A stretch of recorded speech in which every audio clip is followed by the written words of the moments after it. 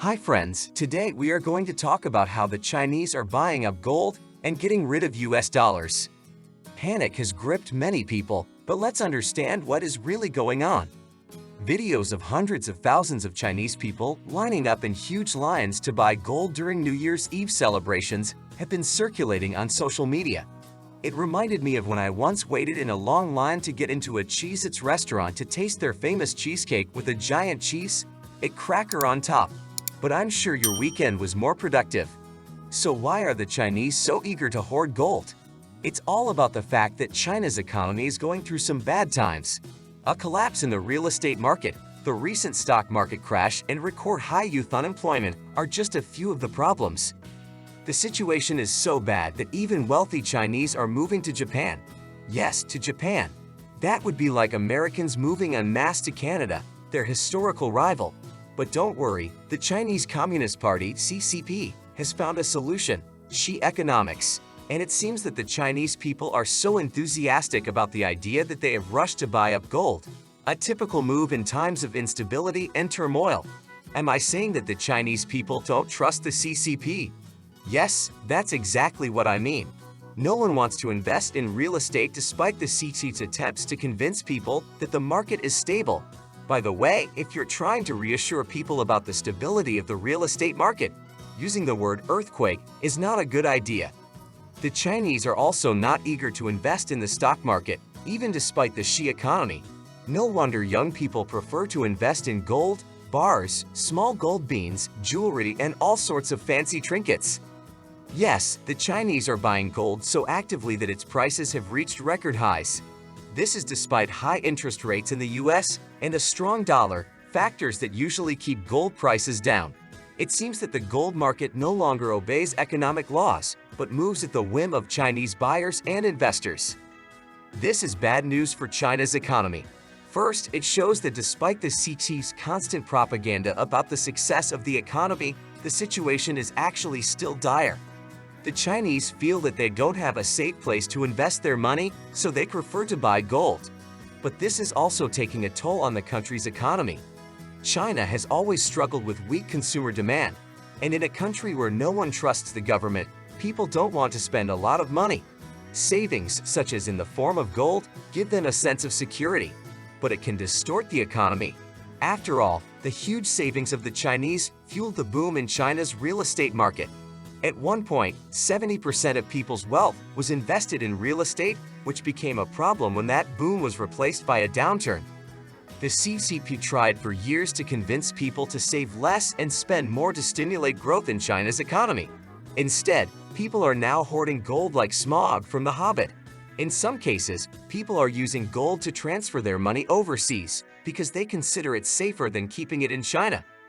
The CCP strictly controls the amount of money that can be taken out of the country. So people get around these restrictions by buying gold bars small enough to carry in their carry-on luggage. Let's hope it doesn't come down to smuggling gold in more exotic ways. But it's not just ordinary Chinese who are buying up gold. China's central bank, the People's Bank of China, PBOC, is also actively building up its gold reserves. Some even argue that it's not really the Chinese economy that's in trouble, but the US economy. China's central bank has been steadily building up its gold reserves for the past year and a half. Last year, the bank bought more gold than any other central bank in the world, adding more to its reserves than it has in the past 50 years. At the same time, the NBK is getting rid of its investments in US treasuries. Last month, Bloomberg ran a headline that China had sold a record amount of US bonds. These two facts caused a wave of panic and sensational headlines. China accelerates de-dollarization. China's gold rush may be the last straw to overflow the dollar's patience. China's gold boom means they're about to invade Taiwan. Oh my, the dollar is doomed. America's economy is collapsed. Run for the hills, Shelley. Take all our savings and buy gold coins. We've got to hide them. Well, you know where, while we're running to Canada. Wait, what's that, Shelley? Aha, are you saying that people on the internet are wrong? None of these headlines are true. Well, the CCP may invade Taiwan, but the reason won't be to buy gold. Here's what actually happened. Yes, China's central bank bought a lot of gold, and they have sold some US bonds, but China is not breaking the dollar. And they may not even be de-dollarizing. That is, they are not abandoning the use of the US dollar. What's the problem with that? Math. Stay tuned, I promise it will be interesting. Bloomberg analyzed US Treasury data and estimated that China sold about $53 billion worth of US bonds in the first 3 months of the year, a record amount. However, if you do a simple calculation, even using the highest recent gold prices, it turns out that China bought only $1.5 billion worth of gold in the first 3 months of the year.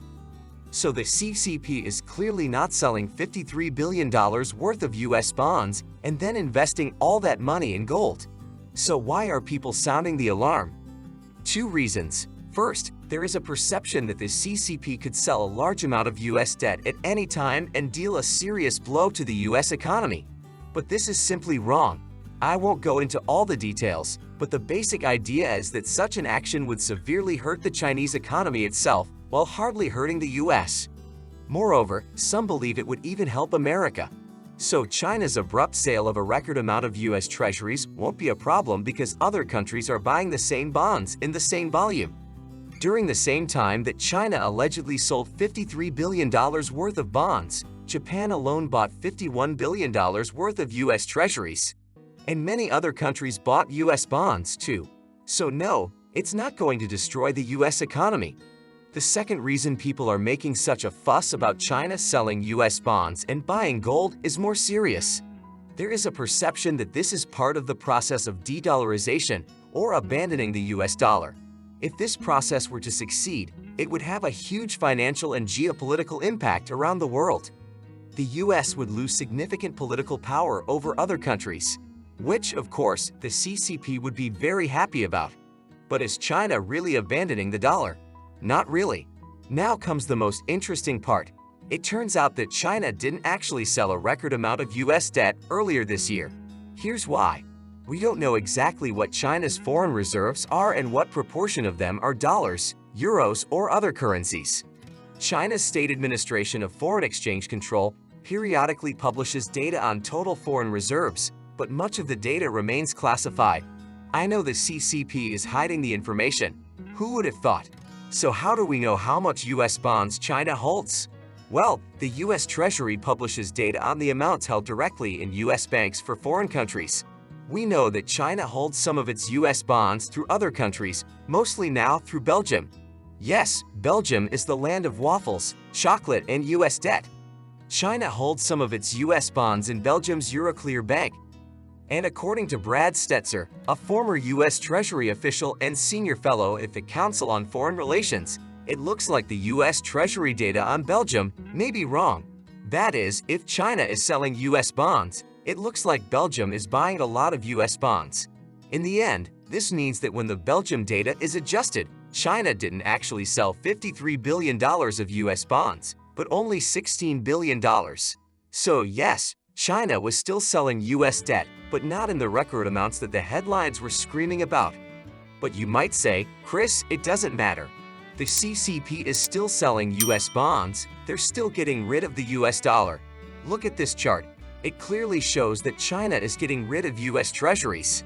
China had $1.1 trillion worth of bonds in 2021, and now, according to the US Treasury, only $767 billion is left, according to the US Treasury. But don't jump to conclusions. This data does not include information on Belgium. And this is important because the CPC hates it when the US Treasury publishes such information. The Treasury only started doing so in 2011, and since then, the CCP has increasingly tried to hide the real data by using intermediary countries like Belgium. And as China was selling US Treasuries, Belgium was buying them. This sharp drop in US Treasuries also doesn't account for other dollar assets owned by China, such as hundreds of billions of dollars in agency bonds issued by US government agencies like Freddie Mac and Fannie Mae, stocks, and even US bank accounts. Looking at the full data, it seems that China is not abandoning the US dollar or dollar-denominated bonds at all. In fact, it appears that Chinese investments in US assets remain broadly stable, but that doesn't sound as sexy as the idea that China intends to defeat the dollar. So why was everyone so dead wrong? And does the CCP even want to defeat the dollar? The CCP wants the rest of the world to think it can beat the dollar. All this hype about de-dollarization fits perfectly into the CC's propaganda rhetoric. But at the end of the day, what the CCP really needs to do is save the Chinese economy. And the truth is that they can't do it without the US dollar. China relies on the dollar for international trade, control over the value of its own currency, and a huge trade surplus. But will the CCP ever be able to replace the US dollar? Thank you for being with me. See you next time. Best wishes and prosperity to all.